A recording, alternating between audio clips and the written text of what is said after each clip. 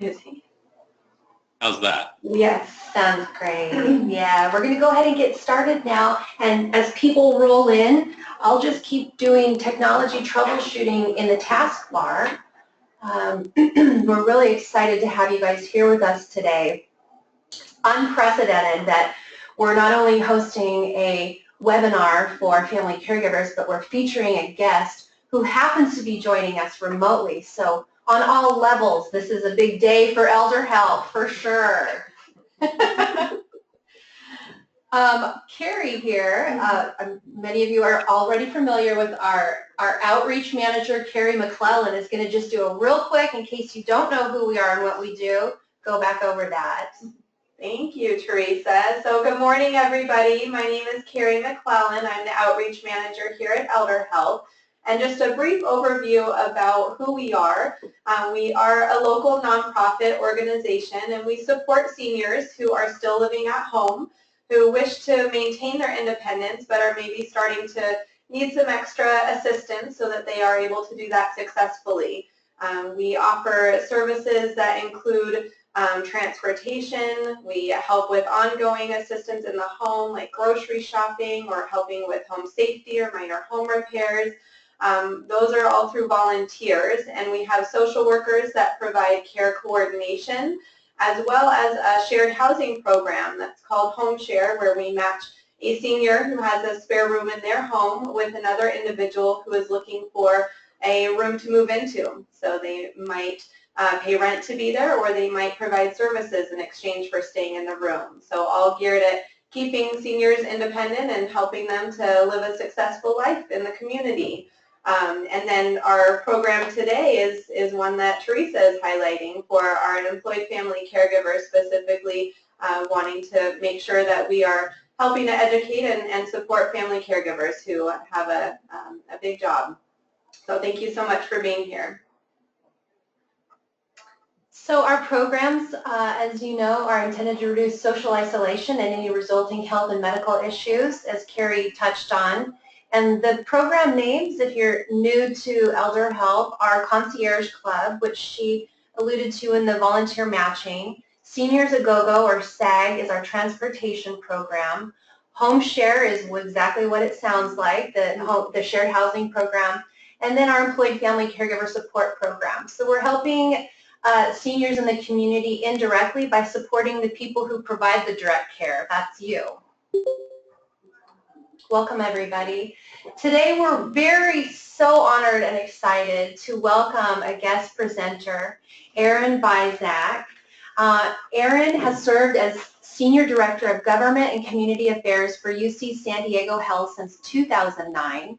In this role, Mr. Byzak has been responsible for all legislative and community relations on behalf of the UC San Diego School of Medicine, SCAG School of Pharmacy, and Pharmaceutical Sciences at UC San Diego and UC San Diego Health at the local, state, and federal levels in private, public, and government sectors.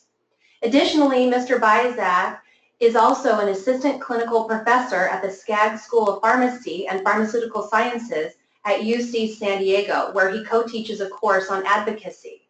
That is a mouthful, and I will be sending you his bio. From 2001 to 2009, Mr. Byzak worked as an advisor on policy and political matters for elected officials at the state and local level, and served as a surrogate speaker for the presidential campaign.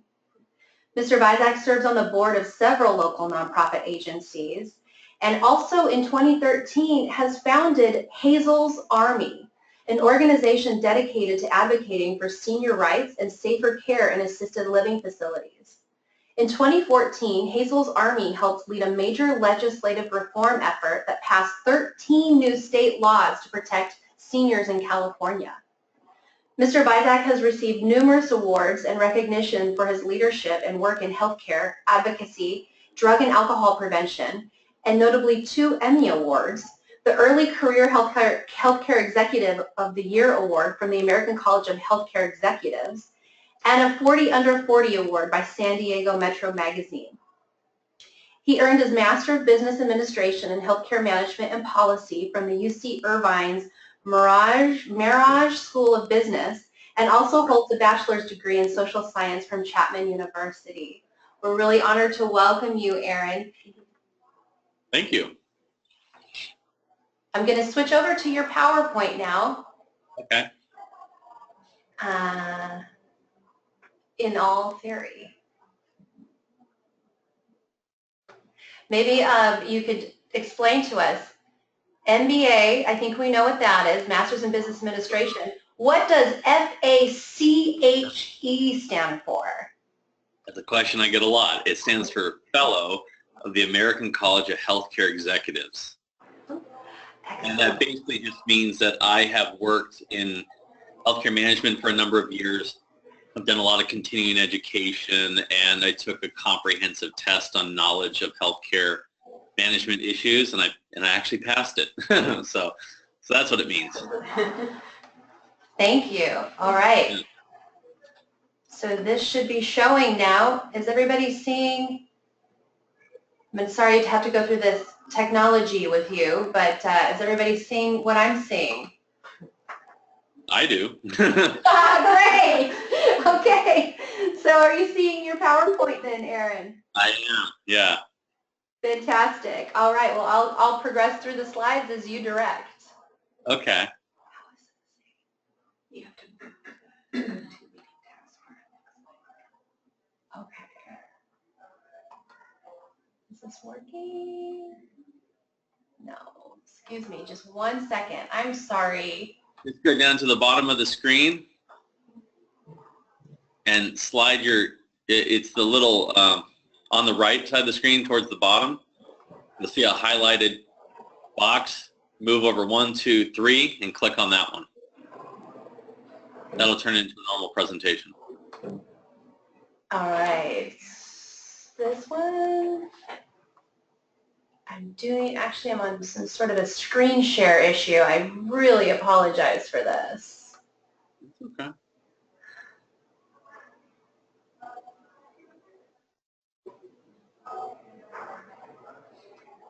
Is this it?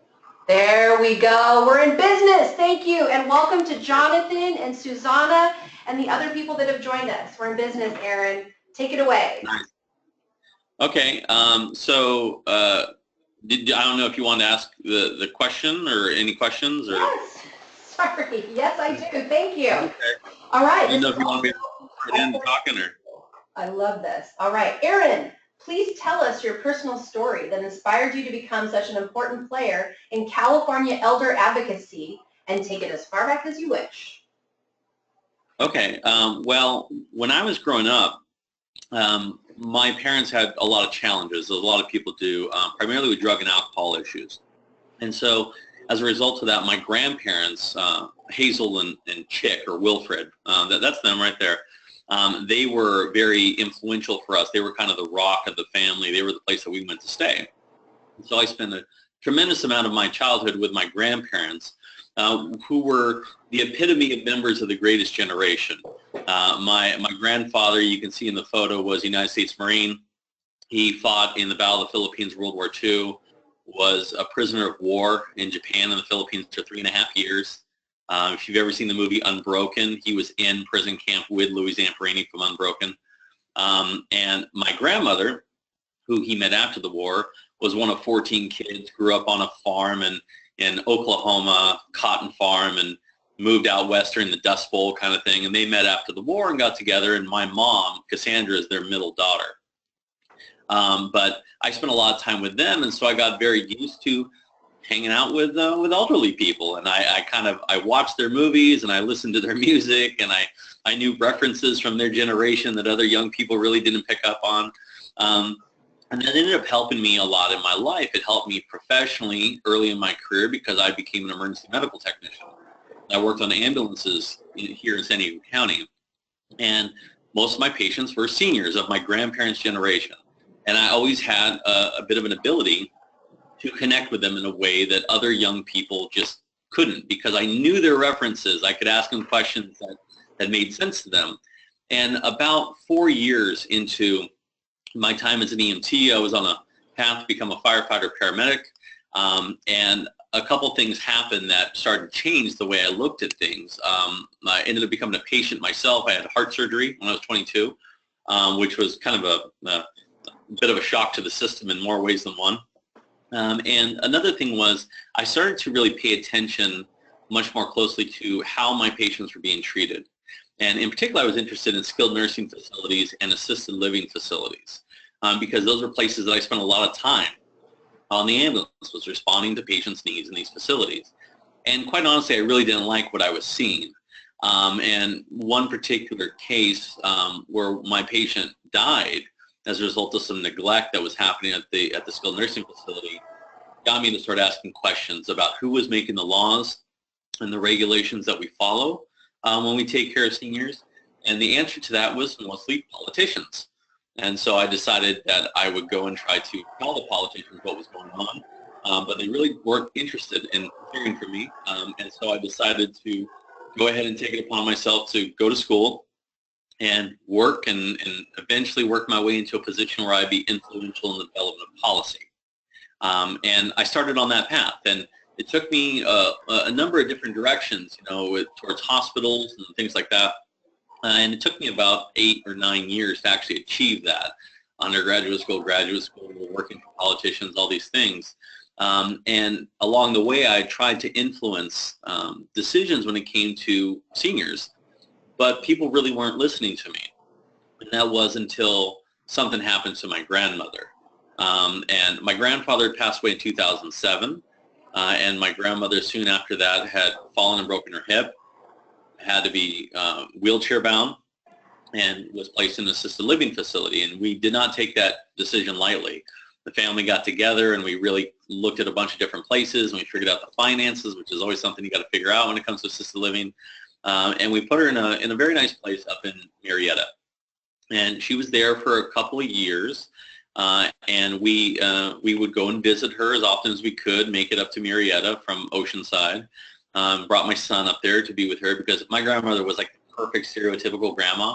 And so I wanted my son to have that because my mom, even though my mom had gotten her act together later in her life, she passed away from cancer. And so he didn't really have that here. And so I would take him up to see her. And at some point in about 2011, we had the opportunity to move her to a place that was closer to our house so he could spend even more time with her.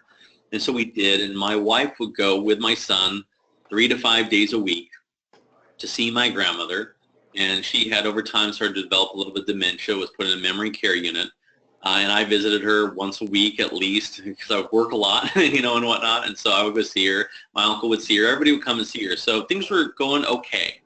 But this incident happened. You could see the picture of her was taken on February 3rd, 2013. And what happened was my grandmother was taken in the assisted living facility's van in her wheelchair on what they would call a sightseeing excursion. And so they put her in the van, they strapped her wheelchair into the van, but they did not strap her into the wheelchair. And they were speeding up to make a light that was turning yellow to red. And at the last second, the driver slammed on the brakes and she flew out of the chair and flew between 6 and 8 feet and slammed into the metal seats that were ahead of her. Now, normally you would call 911, but the driver and the staff member on the bus just picked her up, put her back in the chair, and continued on the tour. They then took her back to the facility where they told everybody what had happened, including the executive director, and no one called 911. And a number of hours later, they called my aunt, who called me because I had been an EMT and I work in healthcare, and I was close. And she said, "Hey, they said that grandma has a small bump on the head. She fell down and she has a bump on the head. Could you go check on her?" I said, "Sure." And when I showed up, if you go to the next slide, when I showed up, this is what I found. I found my grandmother looking just like this, sitting in a chair. I could see from across the room that she was very seriously injured. And I said, "Wow, what happened to her?" And they told me the real story of what had happened. And I said, "I need you to call 911. And after quite a bit of back and forth, they finally relented and decided to call 911 because I had done a head-to-toe assessment of her, as I was trained to do as an EMT. And you don't see it here, but on top of her head, she was actually missing a piece of her scalp about the size of a quarter. She had her obvious injuries to her shoulder, injury to her arm, and her leg was broken, obviously broken. And when we went to the hospital, if you go to the next slide, you'll see The picture that was taken there, you can kind of see the discoloration in her leg when I found it. And then the next picture is of the spiral fracture that she had of her right leg. And unfortunately, she died a few days later as a result of these injuries. And when that happened, the family called for an investigation by the state. Now, the state of California is one of only a few states where the Department of Social Services manages assisted living, not the Department of Public Health. Public Health manages skilled nursing, Social Services manages assisted or residential care. And they did their investigation, and they came back and cited the facility for 3 major violations leading to her death, and they fined that facility a grand total of $150. $150. $150, which at the time was the maximum allowable under state law. And so that really made me angry, to say the least. And so I had already been thinking after this happened to my grandmother that if ever there was a time for me to do something to take all the years of experience and kind of circle back to the whole reason I left EMS and got into healthcare policy, this was it. And so I started to develop the concept of putting together an advocacy organization that I called Hazel's Army, because I thought it was this amazing juxtaposition of this great generation, Hazel name, with the idea that we're coming for you. And that is the Army idea. My grandfather would freak out that I called it Army because he was a Marine, but Hazel's Marines just doesn't sound right, so I just went with Army. And it just so happens that right as I was doing that, there was a call that came into UC San Diego Health. The call was from the media, and it was to my counterpart, who is the head of communications. And the call was from the Union Tribune, and the San Diego Union Tribune was doing an expose on assisted living facility deaths. And they wanted to talk to one of our ER physicians. And the ER physician, the head of communications said, you don't want to talk to the ER physician, you want to talk to Aaron Byzak, whose grandmother just died as a result of this. And the author said, I know Aaron Byzak, our kids go to preschool together, and they do. And so we connected, and I gave them every bit of information that I had, including the photos, I had video, I had all the x-rays and the results of the state investigation and all these things. And as a result of that, after many months of working together with them, if you go to the next slide, there came out from the Union Tribune an expose, 3-day expose in 2013 called Deadly Neglect. And my unfortunate face ended up being in the centerpiece of it, holding a picture of my grandmother. And they, in that article, found 27 additional deaths like my grandmother's in San Diego County, cases of neglect and abandonment and abuse and bribery of state officials, and really a state Department of Social Services and executive branch that really wasn't all that interested in what was going on. And so when that came out, as somebody who does health policy and communications and stuff for a living, I said, wow, you really don't get media like this very often. You need to take advantage of this. And so I really formalized Hazel's Army. You can see in the next slide. And I did so, I kind of had to think about, am I going to form a nonprofit? And am I going to do that? And I'd been on the board of a lot of nonprofits, and I knew that oftentimes you end up you have to raise so much money, you have to do all these things to run a nonprofit. And I said, I don't really want to do that. I just want to do what I want to do, which is do advocacy. And I figured I'll just pay for it myself. That way I don't have to answer to anybody. I can just do what I want to do on this. And so I started to recruit people via Facebook. I thought that was a good way to get people to sign up. It's a good way to communicate with them. And so I created the Hazel's Army Facebook page, and it grew pretty quickly.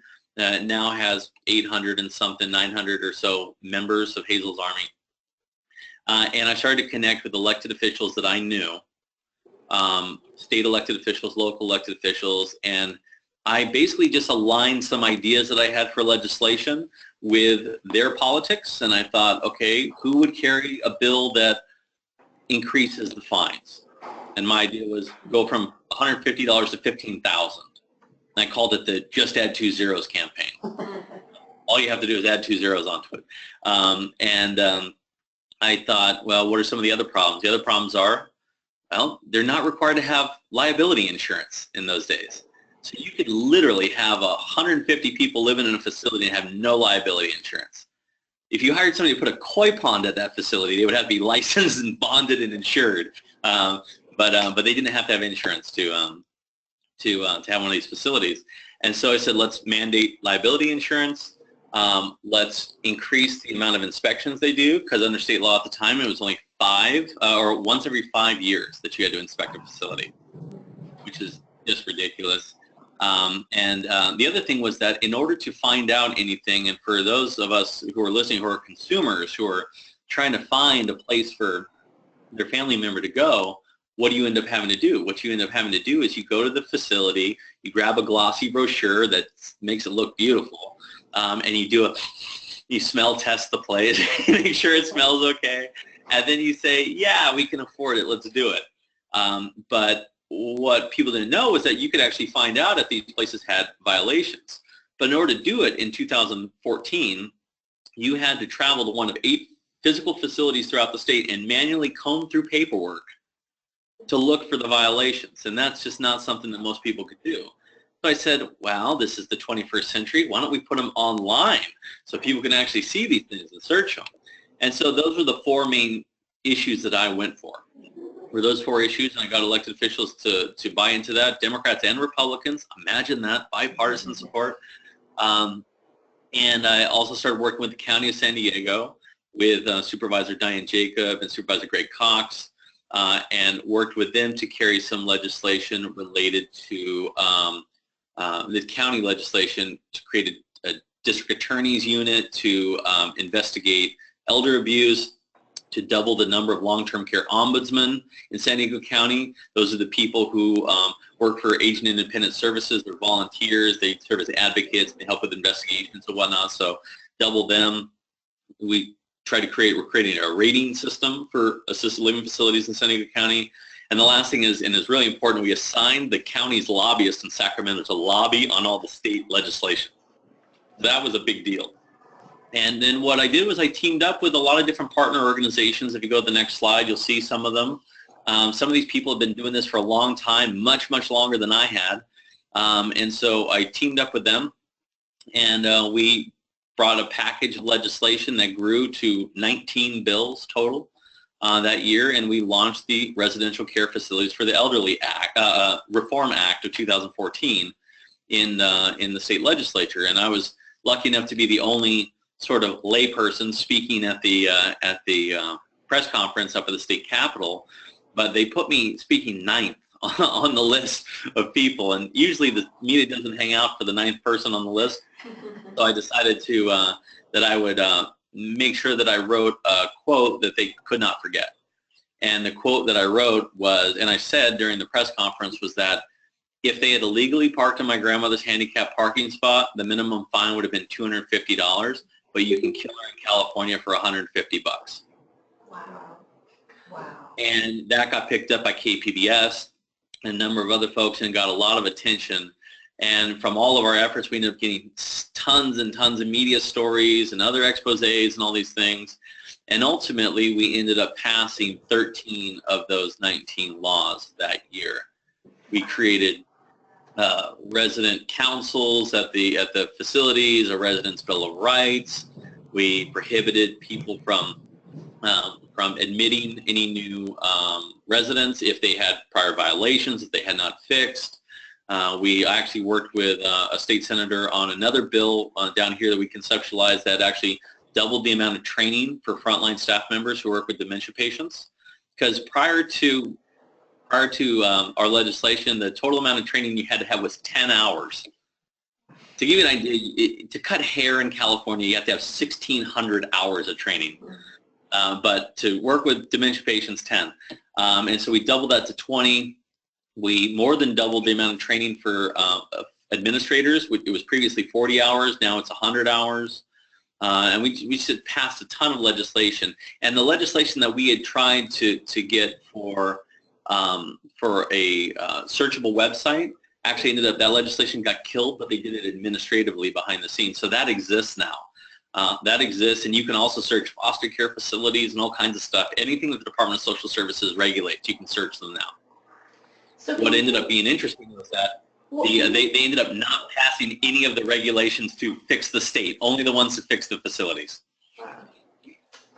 That is fascinating. It sounds like you've had a lot of really good success.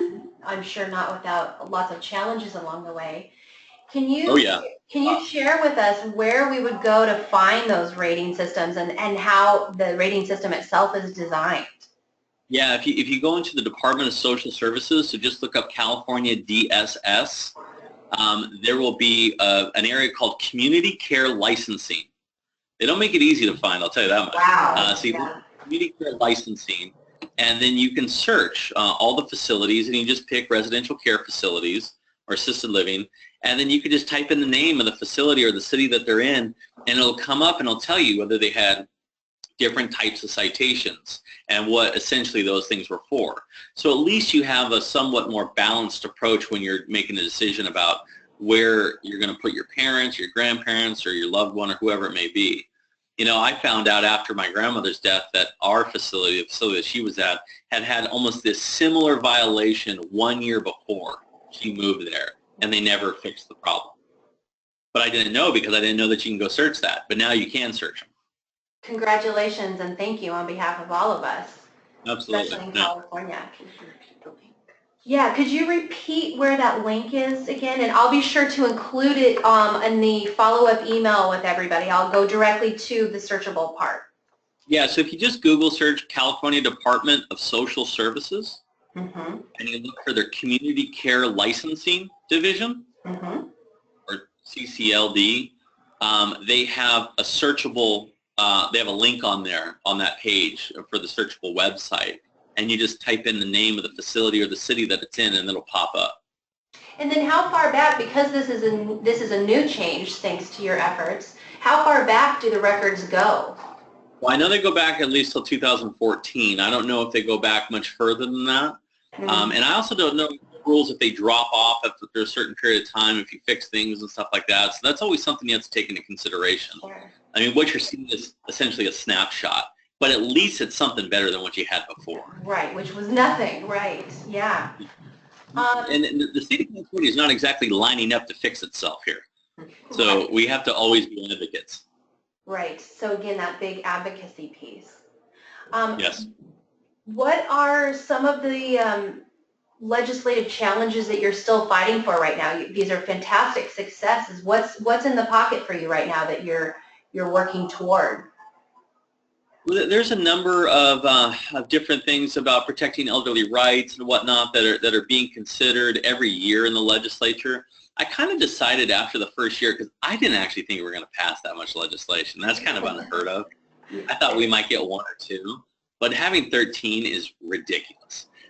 And so I knew that following it up with more legislation, anything would be considered basically a failure. And so I said, that's a big change. Let's let them get used to it for a little bit. So right now it's really about making sure that they are enforcing these rules and making sure that these things are actually coming to fruition. And because a rule doesn't mean anything if you don't have somebody enforcing it. Right. And so we're trying to provide some oversight with the help of a lot of different organizations that are more talented than we are, you know, at doing this stuff to see if they're actually making that happen. And then I think as we come back, what we've learned from that, we will carry other legislation to do fixes or tweaks in the future. We've been focusing mostly on education the last couple of years, and I really decided that trying to educate my parents' generation is kind of a bit of a lost cause. They're kind of in their own world, you know, they've made all their decisions. And so I focus mostly on youth now and trying to connect youth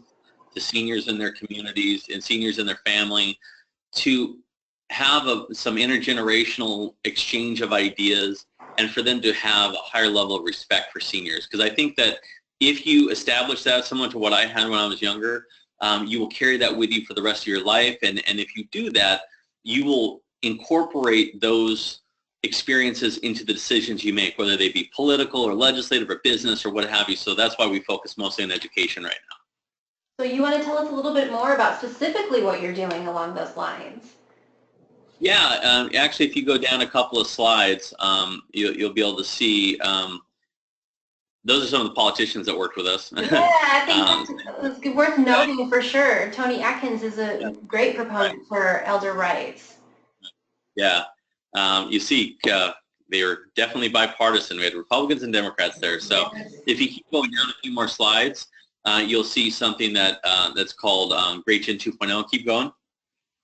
More. We're just taking a look at all your successes, Aaron. This is fantastic. I should have been scrolling through these as you were talking. This is more detail about what you've been successfully passed. That's great. Yep. And that's some pictures of us testifying up in Sacramento. And actually, one of those pictures is myself and my uncle at the state capitol. Is that the selfie there? Yes, the selfie there. Excellent. There we go, the Great Gen 2.0. So I decided to create an education program that was called Great Gen 2.0. That is the offspring of amazing greatest generationers going out and telling the story of their grandparents. And I decided to tell the story of my grandfather. And my grandfather, like I said, was a World War II veteran who shot 11 times in the Philippines, 11 times at once, and survived and became a POW and endured 3.5 years of torture and whatnot, and ended up going on to fight in the Korean War as well, and served his country for another 20 years as a United States Marine. And when he got out of the Marine Corps, he had a 9th grade education, and he went to work at a bank, and he worked his way up to become president and CEO of the bank and numerous other banks, and he was a community philanthropist and just an amazing all-around guy. And so I tell his story. And I just take it from the time that he's born in during the era of the Great Depression and all the different challenges of the time, through his decision to join the military, what happened when he went into the military and what he achieved in his life. And I save till the very end the fact that it's my grandfather. I don't tell anybody till the end it's my grandfather. He has a different last name than I do, so it's a little bit easy to get by on doing that. And it always goes over extremely well. And I give the presentation mostly at high schools and junior highs. We've had, but I also speak at Kiwanis clubs and different Rotary clubs, things like that. I've had about 6,200 people attend the speeches over the last few years. And so that's pretty good, I think. That's number pretty of people. good. And I always set a really high bar in my mind, and so I'm like, yeah, it's okay. And then I brought on last year somebody who works for you guys now, for sure, Elder. That's right, our very own. Yeah, Kira Riley was an intern I took from USC School of Gerontology, and she helped me create a 3-part curriculum aligned with Common Core standards for this. One is to prepare for the speech. The second is really a best practice on how to do an oral history interview, to actually encourage you to go out and listen so intently that you actually write down what the people said, and then to reflect on it yourself. What did you learn from it? And we're collecting those. We're going to put them into a book of intergenerational education. And then the third piece is a capstone that we're encouraging youth to take on the assignment of coming up with a piece of legislation or a community practice or a business practice that makes the world better for seniors. And then what they do is they pitch them to us, and if I like them, I go and I try and make it happen. So we're really working on that right now, and I'm hoping that will bear fruit and really help us, engage a younger generation to get involved in the community and stand up for seniors. Aaron, I see that one of our participants today would like to know how teachers can access getting you to come and present or this curriculum. I love that. Call me. All you have to do is you can email me. It's the best way at hazelsarmy@yahoo.com. Yes. hazelsarmy@yahoo.com. And just tell me when and where. I do it all for free. I just come out and I'll take a day off of work and come out and do the speeches. You can make the room, you can put as many people in or as few people as possible, or as few people as you want. It doesn't matter to me. I'll come out and I'll speak to them. That's great. And I like the big crowd. I'll include your contact information also in the follow-up email for everybody. So absolutely, yeah. Phone number. That's usually how I do this, is word of mouth. A lot of people see it, and I gave a speech yesterday. I gave the speech yesterday. So I mean, there's a lot of people are interested in it. Once you see it, you will really like it. That's great, Erin. So you were talking about this power team that we sort of blasted through those slides pretty quickly, but you had quite a power team of policymakers and influential people in your fight to get this legislation changed. And what sort of advice might you give for our family caregivers who maybe feel alone in their journey as an advocate for an aging loved one? Do you have any suggestions, even from your personal experiences with your grandmother? Yeah, I think, advocacy exists in a lot of different fields. I mean, you have like political advocacy and the kind of stuff that I do. By the way, if you ever want to hear about how to do that, I give a presentation on that. There's some certain key things that you really want to do. But when it comes to advocating for your loved one, I think the key thing is to be as knowledgeable as possible about who they are and what their needs are. Like from the beginning, to understand from them what is it that they are looking, what kind of life do they want to live, what are they looking to achieve, how is the best way to engage them, and then to be a very vocal, and if you have to be up in their face, advocate for achieving those things. And if nothing, even if you're not successful in achieving it, your loved one will see that you are standing up for them, and that has a tendency to really impact them in the way they see the world and the outlook they have on things. And really, you have to be willing to, in some cases, put your money where your mouth is. If you're going to an assisted living facility and they're not doing it right, you know what? You're paying cash. So you know what you go to them and say? I'm out. I'm taking my cash with me if you don't do X, Y, and Z. I need to see this, this, and this.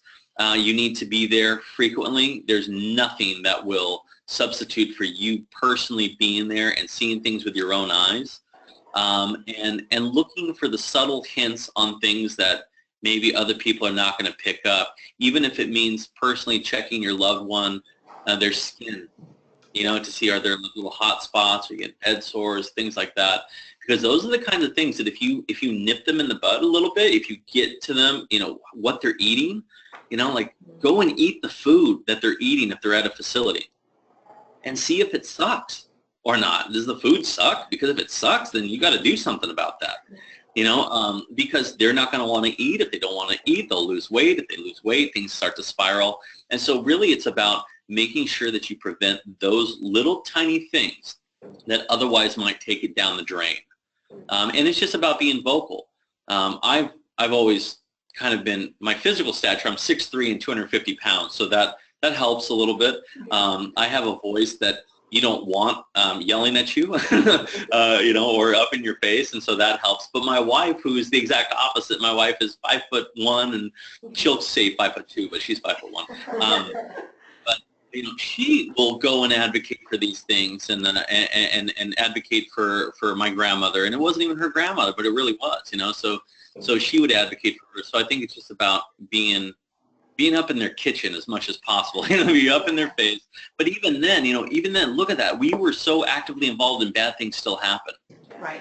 With us. So you can't prevent everything, but you can try to prevent as much as possible. So for those family caregivers who maybe don't have the big stature or don't have the loud voice, or you briefly touched on the role of an ombudsman. Could you go back and maybe explain that in a little detail and how family caregivers might associate with the ombudsman? Yeah, they're required to put up in the facilities a poster that has the number for the ombudsman program. You could also look it up on San Diego County's Aging and Independent Services, AIS website. I mentioned one of the things we did was we doubled the number of long-term care ombudsmen in San Diego County a few years back. And the reason we did it is because these are folks who are volunteers that are trained in how to do investigations. They're there to be advocates and whatnot. And they know where the bodies are buried, literally and figuratively, and so these are the folks that you want to run your concerns by and get them involved. They also have access to higher levels of authority that could be brought in to do investigations if need be. These are folks that are literally trained to go in and be the eyes and ears when you are not there. Yes. And so the state usually pays for them. They cut the budget many years ago, and that really hurt the programs. But the county of San Diego, like I said, when we worked on that, they did a very non-county-like thing, and they backfilled that money. They paid for it themselves to pay for those ombudsmen. So there are more people down there. They have supervisors and whatnot. So I would highly recommend, if you have questions or anything, call the ombudsman program. I would be curious, as far as the attendees, if you have the access to the instant message chat box, how many of you are familiar with even the term ombudsman, let alone what they do and how they are in place to advocate for you and your loved one? If you would just say, heard of it, never heard of it. Brian says he's heard of it, heard of ombudsman. Again, I think it's an important thing to know that it is law that somewhere in the care community that your loved one is in, the phone number and contact information has got to be posted in I think it's a community, like a community visible space. It can't be tucked in some back room somewhere. Yeah, it's usually in the hallways when you first walk into the lobbies, or right as you're about to transition to care units or things like that. There's a poster on the wall. And if they don't have one, go ask them and say, where's your ombudsman poster? Yeah. Oh, I see. I got a question here, private question. Somebody's saying, but if I contact the ombudsman, is the facility going to get mad at me? So I see that what the question is revolving around the fear about going down that path. Is there going to be action taken against them, negative action? I can't promise you that it won't be taken against you. I mean, these places that people don't like getting complained about. Right. But, I think that the downside to not complaining is much greater than the downside to complaining. Great. And they're not legally allowed to take retribution against you. I would highly also recommend that whether you're doing anything, document the heck out of everything. Send yourself emails with descriptions of what happened, who you spoke with, all these things, because all that stuff will come into play as investigations happen. After my grandmother, after the injury to my grandmother, I came from working in EMS, and we wrote incident reports. And so I went home literally while my grandmother was in the hospital, and I wrote exactly what happened that day and what happened every day after that, even up to the point where she passed away. And that all ended up coming back to help me quite a bit later on. That's great. Erin, I want to be mindful of the time for you, and we've got a couple more minutes, and I have a few questions from people. Yep. We answered how to get a hold of you for the Greatest Generation presentation and curriculum. We're going to get that, hazelsarmy@yahoo.com. We'll get your phone number in there too in the follow-up email. You can also like us on Facebook. Just Facebook search Hazel's Army, and on Twitter. And I have that on one of my final slides when I shipped back when we said goodbye to you. And then we have another question that says, you may have sort of answered this. What's the status of the rating system that you sought? Yeah, so the rating system, the contract for developing that was given to Consumer Advocates for RCFE Reform. They're a San Diego-based organization that's been working on this stuff for a long time. And so my understanding that is in development. I don't know if they have a beta site that's out yet, but it's in development at this point. So I would search County of San Diego RCFE rating system and see if it pops up. I haven't checked on it in the last weeks, so I haven't seen. So. And do you want to share with everybody what RCFE is? This sounds like a weird word, but it's actually an acronym, as everything is. Yeah, it's Residential Care Facilities for the Elderly. RCFE. That's what the state recognizes. That's what the living's at. Great. We've got some people who are saying that they have heard of the term ombudsman or a familiarity with it. One person's saying, I didn't know they could be contacted outside of facilities. Yes, absolutely. So there's also toll-free numbers, and there's also if you feel that somebody in your family is being abused or whatnot, you can call Adult Protective Services as well, APS, also through the County of San Diego. Great. We've got a number of people who are saying they are familiar with ombudsman. That's wonderful. Before we go ahead. Yeah, go ahead. I'll just tell you, if you need help, just email me, and I will help connect you. Well, there Just you email go. Hazel's Army, and I'll help you. There you go. You've got a power player on your team now for all the family caregivers who are with us right now. And we're going to be recording this, and it'll be going on YouTube, so exponentially we're going to be increasing that army. Does anybody else have any further questions for Aaron before we bid him farewell so he can get on to the next presentation, actually?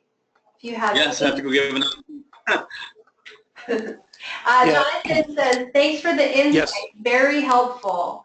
How many I think somebody... Oh, is somebody speaking right? Oh, Jonathan, yes, go ahead and ask the question. Yeah, thanks very much. Yeah, Aaron, I just had a question. In all your investigations and work, which is very valuable, thanks again for providing this description of what you're doing. What did you, in assisted living, how many RNs are typically required to stay on site throughout 24 hours, 7 days a week? What is your findings? Yeah, all assisted livings have to have people on site 24 hours a day. Yeah. As far as registered nurses, medical certified RNs. Yeah. So I think that, I think my understanding is that you have to have an RN on staff, but that the people that supervise you at night can be LVNs, licensed vocational nurses. And then they have other, like, kind of medical assistant kind of level people and whatnot who also help with things. Yes. Okay. Great question. Okay. Thank you. Thank you. Absolutely. And that is different than a skilled nursing facility. Just be mindful. Skilled nursing does have to have an RN on staff all the time. On staff, on site. Yeah. Yeah. Great, Aaron. Thank you so much. If you have any other questions for Aaron that come to you after the fact, obviously email him directly or let us know here in the next few minutes. We're going to go over a few advocacy tips after we say farewell, and thank you so much, Aaron. Thank you very much. Have a good day. Thanks Bye, for everybody. being with us. Let's see. Bye-bye. Bye-bye. Let's see if I can change the screen here. Technology. Let's see. I think this is working. Resume slideshow. Yeah. Does everybody see? I hope that people are seeing the right thing here. I think so. Just wanted to go through and take a second here and talk about some general advocacy tips for family caregivers who might be providing support for a loved one living in community. Could mean in your house or in their own house. Educate yourself, I think, yes, but move to the left. It's getting cut off. Okay. Let's see if I can go. Thanks for your feedback, Dan. You've been providing a lot of really good tech support for us today. I appreciate that. Let's see. Should be. Oh, okay. I see what you're saying. There we go. That's better? Is that better? Great. Thanks for bringing that up. Awesome. Okay, so Aaron touched on this for sure. Educate yourself. Educate yourself about family caregiving. You're doing that by being here today. Educate yourself about what sort of support services are out there, resources are out there, what laws are in place if you qualify for any sort of benefits. If your loved one has a specific diagnosis, align yourself with a national organization. Let's say they have Alzheimer's. There's really great national and local chapters for Alzheimer's support for family caregivers. Talk to your loved one's doctor. Again, and if you are working, talk to your employer about what benefits you may qualify for as a family caregiver for the role that you play. The second tip is to seek community. Join a support group or an online group. If you work, talk to your employer about internal opportunities to form a support group, or follow local and national support organizations, as I said earlier, on social media. Follow Hazel's Army. We talked about the Southern Caregiver Resource Center last week for support groups for some of our local family caregivers. Follow them on Facebook. Follow the Caregiver Coalition on Facebook. If it's an aging industry related social services agency, they're typically, even ElderHelp, follow ElderHelp on Facebook. We're posting things that are relevant to family caregivers, especially as policy changes happen, everything that's happening right now with the Affordable Care Act. It's a great way to just kind of regularly be informed.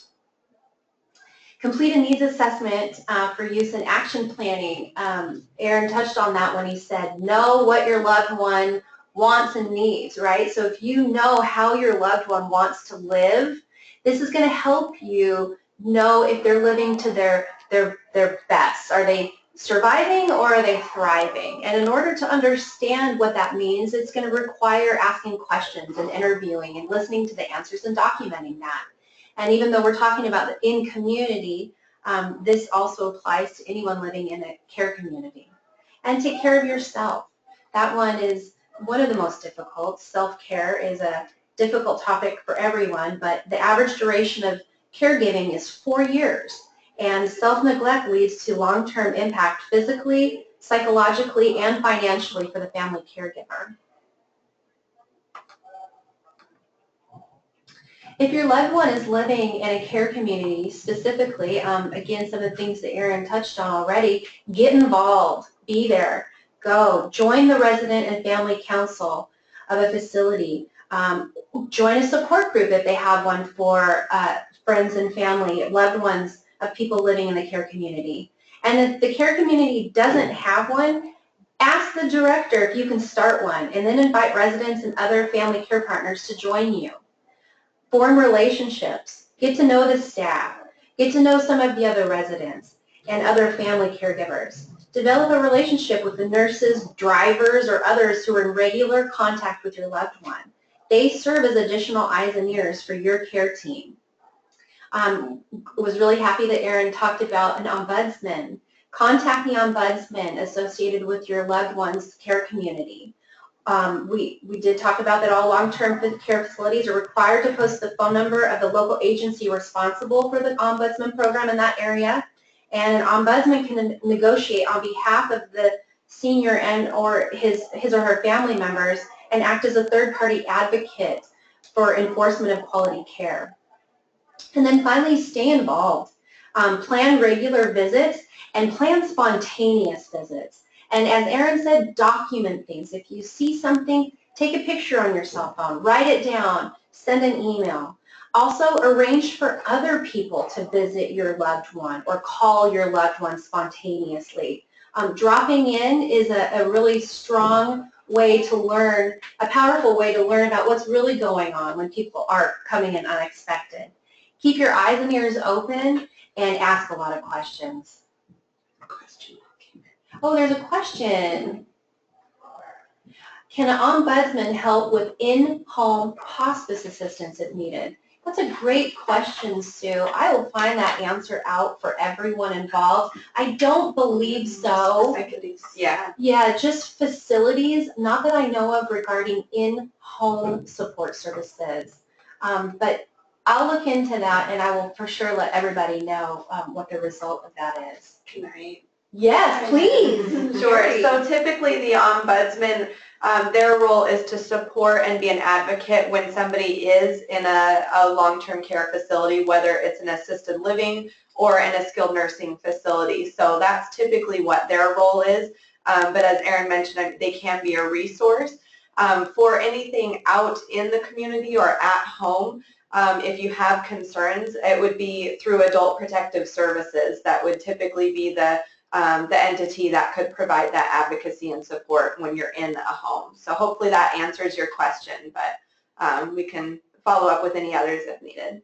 That sounds like a really great area for new policy and legislation potentially for one of the kids to get on through Aaron's Hazel's Army. So we just have a few more minutes left. Let's see. Brian says, Medicare beneficiary ombudsman supports hospice at home or facility if Medicare is paying. So lots of different little loopholes. Again, thank you for that information, Brian. The healthcare entity provides home safety checks. Thanks, Gabriella. Yeah. So you're doing really great information sharing with each other. So the home healthcare entity, for example, Kaiser, provides the home safety checks. Great internal support. Keep asking questions, comments will stay on. I just want to share a couple of resources for you.